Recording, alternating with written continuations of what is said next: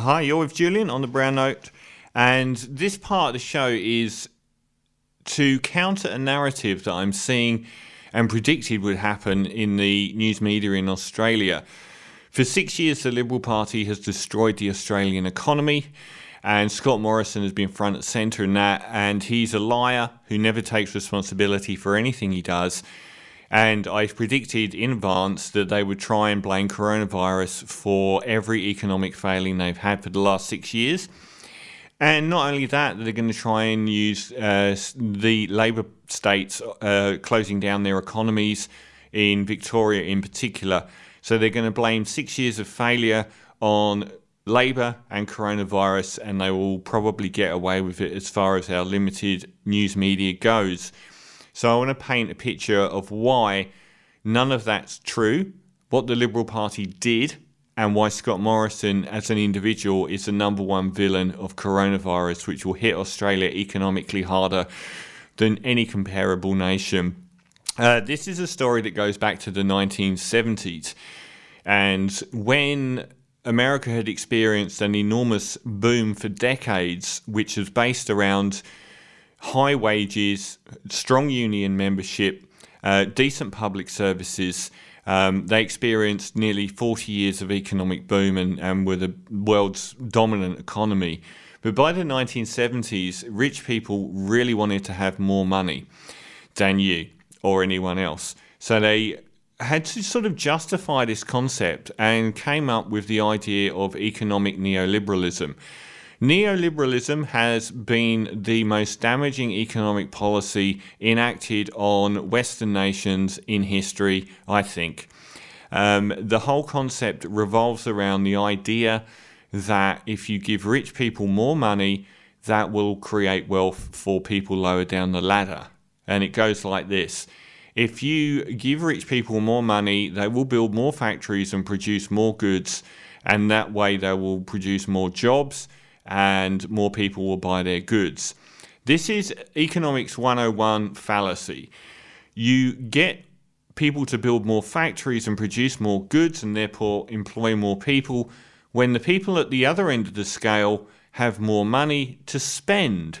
You don't create spenders by reducing wages and conditions, by giving more people at the top more money who already operate at full capacity anyway and aren't going to build new. Who are they going to sell these products to?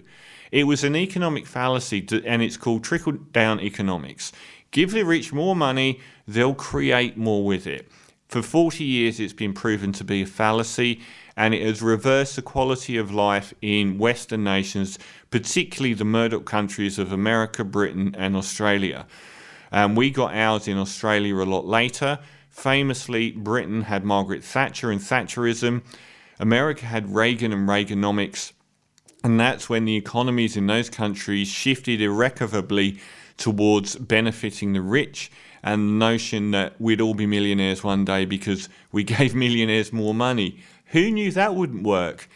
It's been proven to be wrong because our quality of life has gone backwards.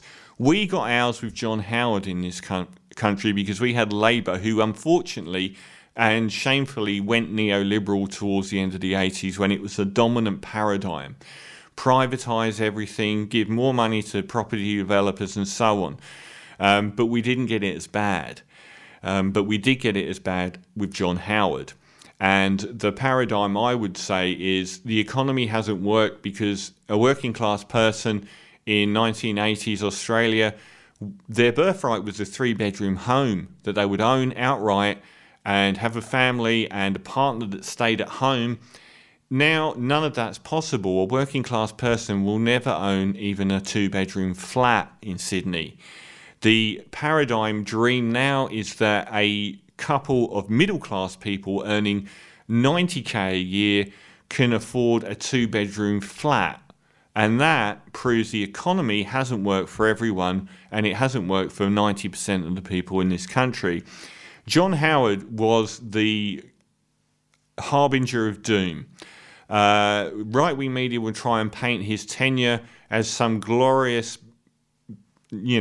example of economic management. It was the opposite. It set in place, as with Thatcher and Reagan, all of the problems that we've got in Australia today. I'll read this bit. As our agile, innovative, laissez-faire small government Prime Minister John Howard grapples with contradictions, I don't know if this is the Turnbull era, grapples through the contradictions of regulating gas exports and propping up the dying coal industry with public money, people might ponder a new question of who's been the worst coalition Prime Minister in recent history. Malcolm Turnbull, Tony Abbott, Billy McMahon. No, no and no. On housing affordability, Howard introduced the capital gains tax concession, bolstered by the first home buyers grant and boosted immigration, all putting pressure on housing demand. Investor entry into the housing market took off from the moment the capital gains tax concession began. We wallow helplessly in the backwash of these idiotic decisions. Speaking of tax, Howard introduced the over 60 superannuation tax holiday, other super concessions, family payments to middle income households, age-based tax concessions and lots of income tax breaks for middle class to high-end income households. These have been difficult, if not impossible, to wind back and have increased inequality in Australia. In short, Howard squandered $380 billion of a mining boon on buying votes and allowing miners to be lightly taxed. And the International Monetary Fund rated John Howard's tenure as Australia's most needless, wasteful spending. And the IMF study bill presents itself as the first to examine 200 years of government financial records across 55 leading economies. It identifies only 2 periods of Australian fiscal policy profligacy both in the last 30 years, and that is both during John Howard's term in office in 2003, at the start of the mining boom, and between 2005 and 7.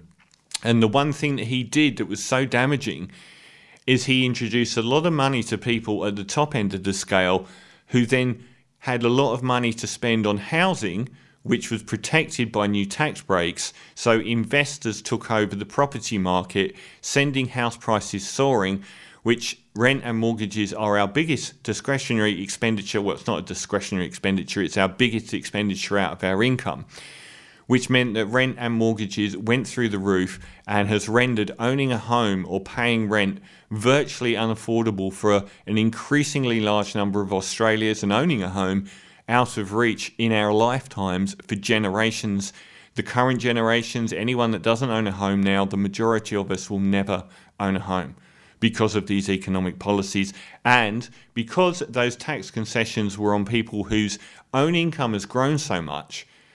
That burden on the tax has gone up to tens of billions of dollars a year on things like franking credits and on things like negative gearing, because that pool has exploded, and we're trapped now with these people that keep returning Liberal governments to keep these policies in place. And anytime anyone goes after them, like Bill Shorten did with franking credits, we get an enormous media campaign to shoot him down.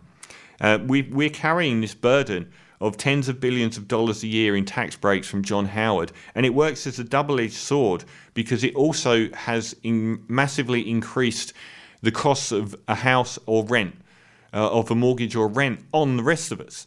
So we've got this double-edged sword of this huge drain on the economy from one end and virtually no discretionary spending on the other, because no one can afford to live anymore. So people aren't spending money in the economy to generate all of these jobs because they haven't got the money, they can't afford to.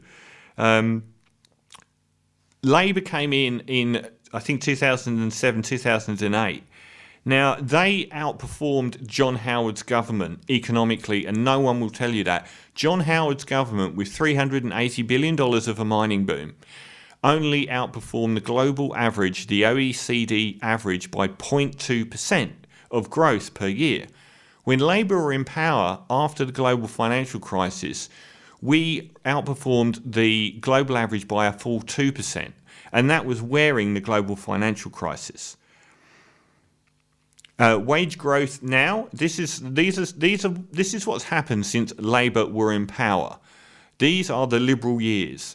Wage growth was around 4% on average through Labour years, and started falling when the Liberals came to power, and is under 2% at 2016. This isn't to do with coronavirus in 2016. Average annual growth in real wages in the 5 years till November 2018 was significantly less than the average recorded for the 5 years up to 2013. During Labour, the average real wage growth was 1.8% per annum. Under the Liberals, before bushfires and before coronavirus, it was 0.5%. These are some articles that show how badly the economy was doing last year. All these articles are from 2019, and they are before the bushfires hit, and they are before coronavirus. In March 2019, 1 million Australians have to work 2 jobs, new figures reveal. New figures show Australians are working 2 jobs to cope with rising living costs and stagnant wages.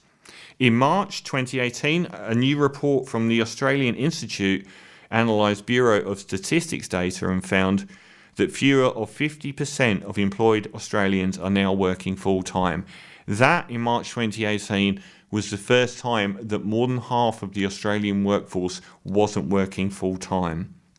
In 2019, Australia's economy has posted its equal lowest annual growth since the year 2000. The economy grew 0.5% in 3 months to June 30 last year. By that point, we were down to the 77th fastest growing economy in the world. Government debt was one of the main reasons we got rid of Labour. And Joe Hockey said that they would get rid of it in the first year. Well, it was $257 billion when Labour got in 2013. In 2014, it was $319 billion. In 2015, it was $368 billion. In 2016, $420 billion. In 2017, $500 billion, double what Labour left the Liberal Party with, and it went up to $684 billion this year is the government debt under the Liberal Party, approaching 3 times what they took over. The cold hard facts show Australia's economy in April 2009 was the world's best under Labour. Observers worldwide affirmed this in 2016. 14 authorities hailed Australia's extraordinary success in managing the global financial crisis, including former Treasury Secretary Dr. Ken Henry, UNICEF's Bruno Martorano, former UK Prime Minister Gordon Brown, former US Treasury Chiefs Henry Paulson and Timothy Geithner, and Nobel Prize-winning Professor Joseph Stiglitz all said that Australia handled the global financial crisis better than any other developed nation.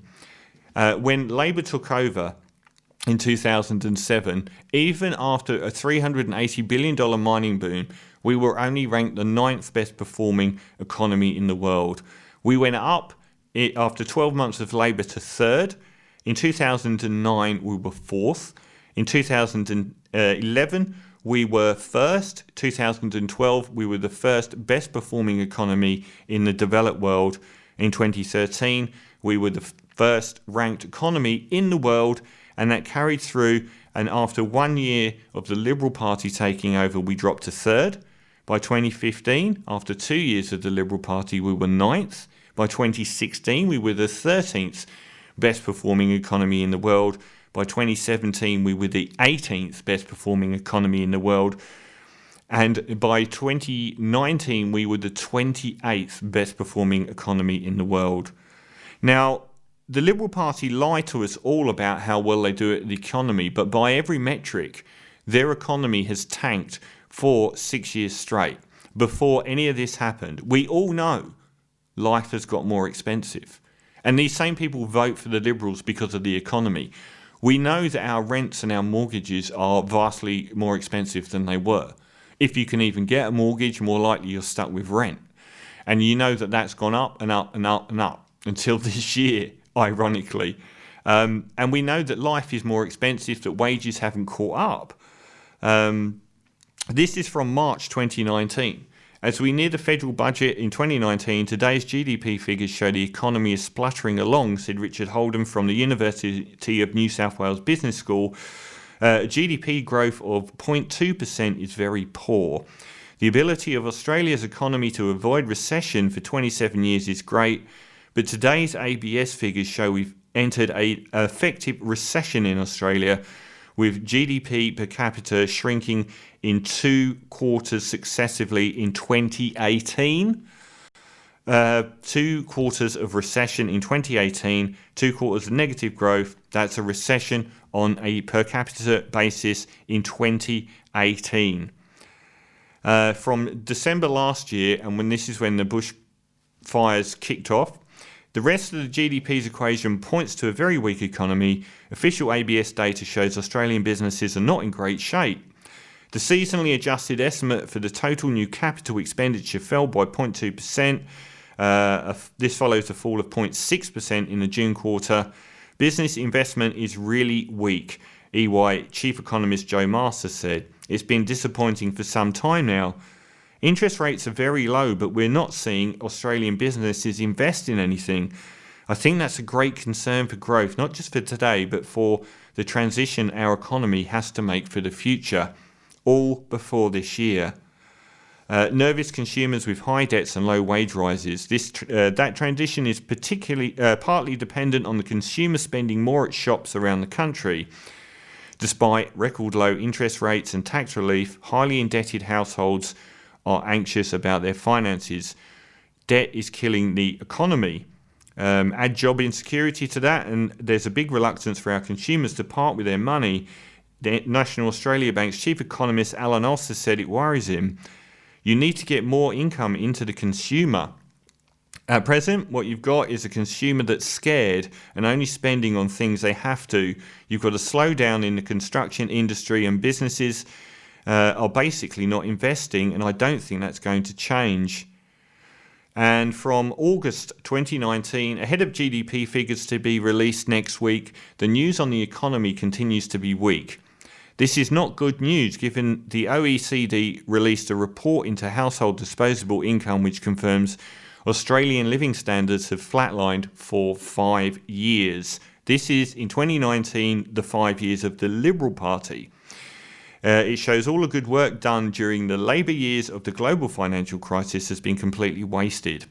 The March quarter GDP for 2019 figures were dire, the worst annual growth for a decade, the first time since 1983 that GDP per capita has fallen in 3 successive quarters. One reason for that is the weak performance was the slowdown in construction work, which unfortunately shows no sign of abating. The latest construction figures released by the Bureau of Statistics show that the volume of both private and public construction has now fallen for 4 straight quarters. Now, and that's a problem because, as I have been noting for some time, real household disposable income has either been flat or falling for 7 years now. This is last year.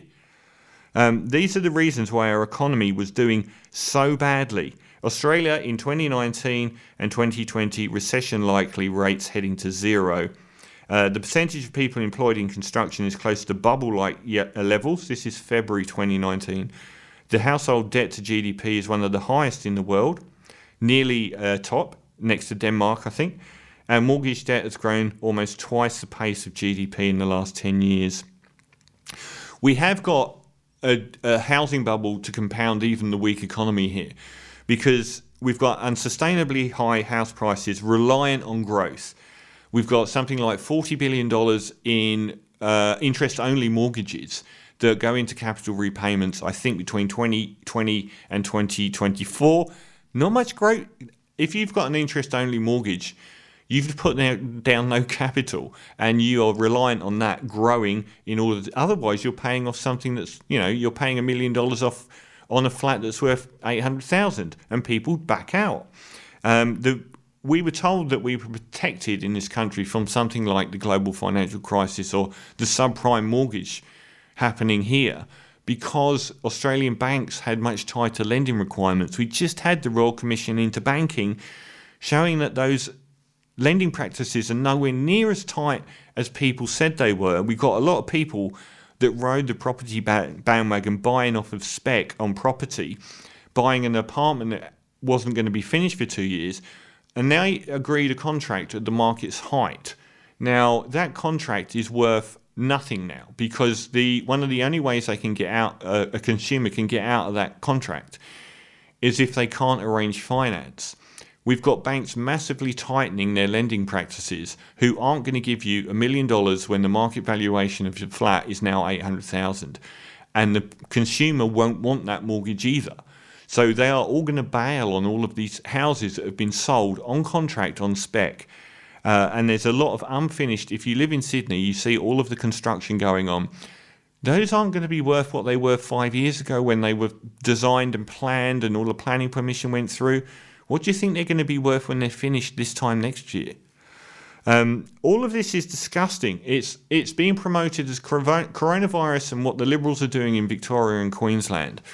And that's what Scott Morrison will be selling it as. But this is a Liberal Party. This is their ideology on neoliberalism, of continually giving tax cuts to wealthy people or businesses and that trickling down. We've seen that fail.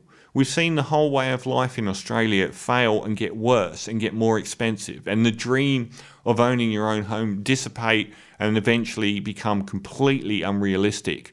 And the fact that if you don't have 6 investment properties, you're probably never going to get your foot on the property ladder in the first place. And we've got a government that caused all of this in the first place before coronavirus and before the bushfires, who will now blame it on those things. And because we've only got a very limited media landscape in Australia, they will get away with most of that.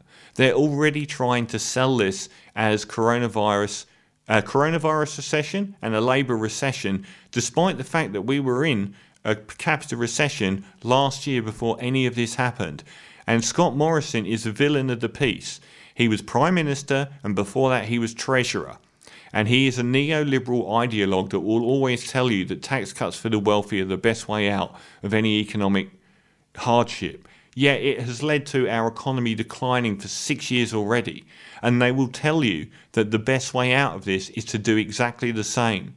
They will use it to bash wages and conditions in Australia by saying that's too expensive to Australian businesses to compete, ignoring the fact that without any consumers, Australian businesses can't compete. So if you've only got barely enough money to live, or you're working a second job just to pay rent, you're not buying anything from cafes, shops, restaurants, clothing shops. All those places are empty because you haven't got any money to spend in them because of the Liberals and because of Scott Morrison. Scott Morrison and the Liberal Party will cause more deaths by people committing suicide from economic woes than will die from coronavirus in this country. And that might sound like an extreme position to take, but it's actually true. Economic worries are one of the biggest driving forces in suicide.